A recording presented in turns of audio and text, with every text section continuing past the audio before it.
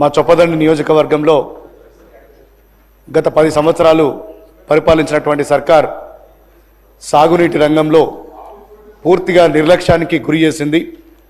2014కు ముందు ఆనాడు జలయజ్ఞంలో భాగంగా శ్రీపాద ఎల్లంపల్లి ప్రాజెక్టు 90% పనులు పూర్తయి కేవలం ఒక 10% పనులు మాత్రమే పెండింగ్గా ఉన్నాయి.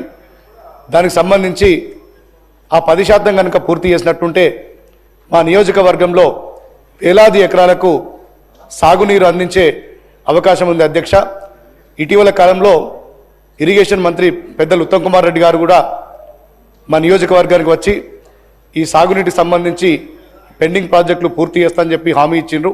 నారాయణపూర్ రిజర్వాయర్కి సంబంధించి ఇది చొప్పదండి నియోజకవర్గం గంగాధర మండలంలోని నారాయణపూర్ గ్రామంలో ఉంది.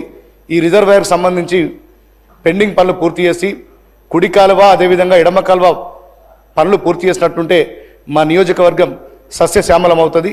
దయచేసి మీ ద్వారా నేను మంత్రి గారికి విజ్ఞప్తి చేస్తున్నా. అంతేకాకుండా ఇంకొక చిన్న విషయం అధ్యక్ష, ఉత్తర తెలంగాణలోనే అత్యంత ప్రసిద్ధ పుణ్యక్షేత్రం కొండగట్టు మా నియోజకవర్గంలో ఉంది. అధ్యక్ష, గత 10 సంవత్సరాల్లో అప్పటి ముఖ్యమంత్రి చంద్రశేఖరరావు గారు ఆ కొండగట్టు పుణ్యక్షేత్రానికి వచ్చి 500 కోట్ల రూపాయలు దీనికి శాంక్షన్ చేస్తానని చెప్పిండ్రు. ఒక్క రూపాయి కూడా గత ప్రభుత్వంలో చేయలేదు. మన ప్రభుత్వమైనా ఖచ్చితంగా ఆ కొండగట్టు పుణ్యక్షేత్రానికి సంబంధించి నిధులు కేటాయించి ఆ ఆలయ అభివృద్ధికి పూనుకోవాలని చెప్పి మీ ద్వారా నేను విజ్ఞప్తి చేస్తున్నా.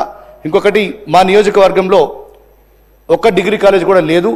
డిగ్రీ కాలేజ్ ఈ అకాడమిక్ ఇయర్ నుంచి ప్రారంభించే చాలా సంతోషపడతాం. అధ్యక్ష, మా నియోజకవర్గంలో గల్ఫ్ కార్మికులు ఎక్కువగా వలసపోతారు, చాలామంది ఇబ్బందులకు గురవుతారు. ఏదైనా ఒక పరిశ్రమ వచ్చినట్టుంటే అక్కడ చాలామందికి మనం స్థానికంగా ఉపాధి కల్పించే అవకాశం ఉంటుంది. ఈ అన్ని విషయాలు కూడా మీ ద్వారా ప్రభుత్వానికి విజ్ఞప్తి చేస్తున్న అధ్యక్ష, సానుకూలంగా స్పందిస్తారని చెప్పి నేను ప్రభుత్వాన్ని కోరుకుంటున్నాను. అధ్యక్ష, థ్యాంక్ యూ.